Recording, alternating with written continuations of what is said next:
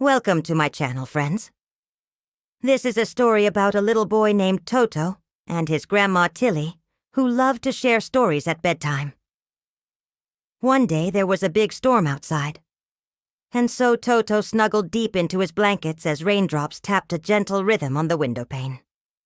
Outside, the wind howled, and the branches of the old oak tree by the window scraped against the glass. But inside, Toto felt safe and warm. Listening to the steady sound of the rain and the crackle of the fire, he looked up at his grandma with big, sleepy eyes. "Oh, Grandma Tilly," he whispered. "Do you ever wonder where dreams come from?" Tilly gave a knowing smile and stroked his hair. "Dreams, Toto, are like the raindrops on the window. They come from the sky." Toto snuggled closer. "But how do we get to see them? How do we catch a dream?" Tilly's eyes twinkled as she said, "Why, that's easy, dear. All we need to do is hop aboard the rainbow train." Toto's eyes grew wide with wonder. "The rainbow train, Grandma Tilly, can I see it?" Tilly tucked him in tighter and said, "Of course you can, my love. All we need to do is close our eyes just right." She closed her own eyes and whispered, "Are you ready, Toto?" He nodded, squeezing his teddy bear for courage. Together they closed their eyes tight, picturing a train as it chugged along. Whoo-hoo!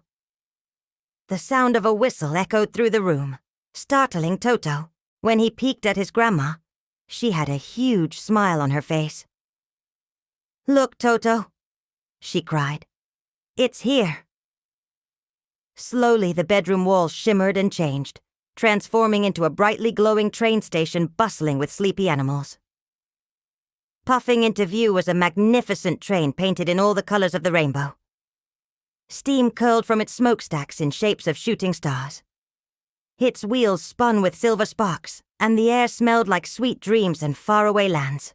"This is the rainbow train," Tilly said with a giggle. "And it's going to take us to Dreamland." Toto couldn't believe his eyes.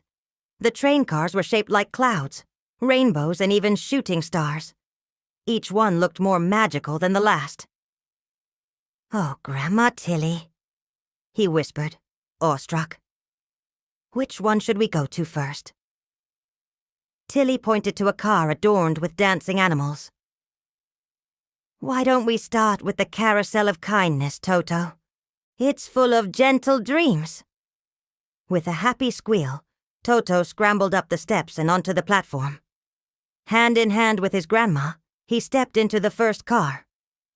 Inside, it was like stepping into a fairy tale. Friendly animals in colorful costumes danced gracefully while singing beautiful lullabies. Doves with ruby feathers cooed softly.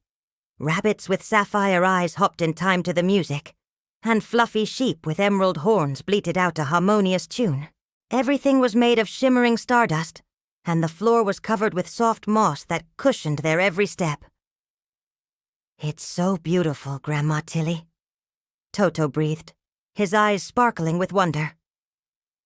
"Just wait till we see the other cars," Tilly said with a wink. As the carousel of kindness slowed to a stop, another car glided into view.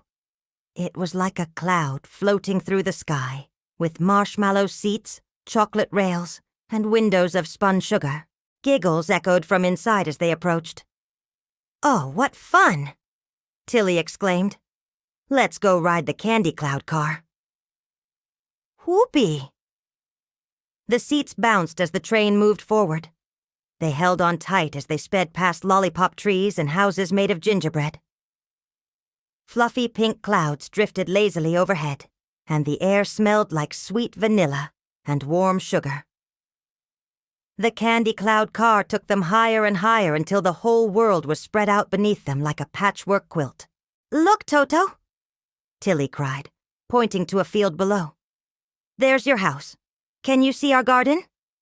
Toto waved to the tiny figure he knew was waving back.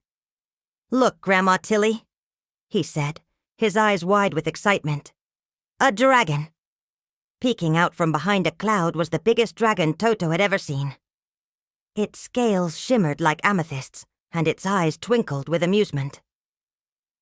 "Oh no, Toto," Tilly said with a reassuring squeeze. "Don't be afraid. Dragons are kind and gentle on the rainbow train." As they drew closer, the dragon smiled, revealing a set of surprisingly small and very cute teeth. "Hello," it said in a surprisingly sweet voice. "Welcome to the dragon's nap car." The dragon yawned widely, showing off its cozy interior. "Hop aboard and let me tell you a story while we fly through Dreamland." Toto and Tilly thanked the dragon and climbed aboard. Inside, everything was soft and snuggly. Giant cushions lined the walls, and a canopy draped invitingly over the seats. The dragon had already started its story when they settled in. "Once upon a time," it began in a soothing voice, "there was a brave knight who wasn't so brave after all. He was actually a little kitten who thought he was a dog." Toto giggled at the thought. The dragon continued, and soon Toto's eyelids grew heavy. The dragon's calming voice and the swaying motion of the train lulled him into a peaceful sleep. In the distance, Toto heard the conductor's familiar voice calling, "Next stop, Toto and Grandma Tilly." He opened his eyes to find the dragon's nap car had stopped. Looking out, he saw that they had arrived at their final destination. The stars in the sky had formed a wide archway leading to a magical land bathed in soft moonlight. "This is it, Toto," Tilly whispered, her eyes shining with excitement. "Your stop, Toto." Stepping out onto the platform, Toto gasped. Dreamland was even more beautiful than he had imagined. Glowing butterflies fluttered through the air, leaving trails of sparkling dust in their wake. Books floated above the ground, and friendly-looking dinosaurs read bedtime tales to sleepy animals. Toto spotted a cozy cottage nestled between two hills. Smoke curled invitingly from its chimney, and a warm glow spilled out from its windows. "Oh, look, Toto," Tilly said, taking his hand. "Our train will be waiting for us when it's time to go home." With a wave to the conductor and the animals, Toto and Tilly walked towards the cottage. Hand in hand, they stepped inside and found a table piled high with cookies and milk. As the night wore on, Toto and Tilly sipped their milk, ate their cookies, and watched the dreams drift by outside the window. Soon it was time to go. They thanked the kind creatures for their hospitality and returned to the train station. The conductor, a wise old turtle wearing a conductor's cap, greeted them with a smile. "Every child has a stop," he said, his voice as soothing as the night. "And tonight we're heading to yours, Toto." Taking one last look at the magical Dreamland, Toto and Tilly boarded the train and snuggled into a corner. As the whistle blew and the train pulled away, Toto turned to his grandma. "Can we come back tomorrow, Grandma Tilly?" "Of course, dear," she said, winking. "All you need is a dream and a wish." And with that, the train vanished, taking their dreams along with it. Back in the bedroom, the storm had long since passed, and only the soft pitter-patter of the rain could be heard. Toto snuggled into his blankets, his eyes fluttering.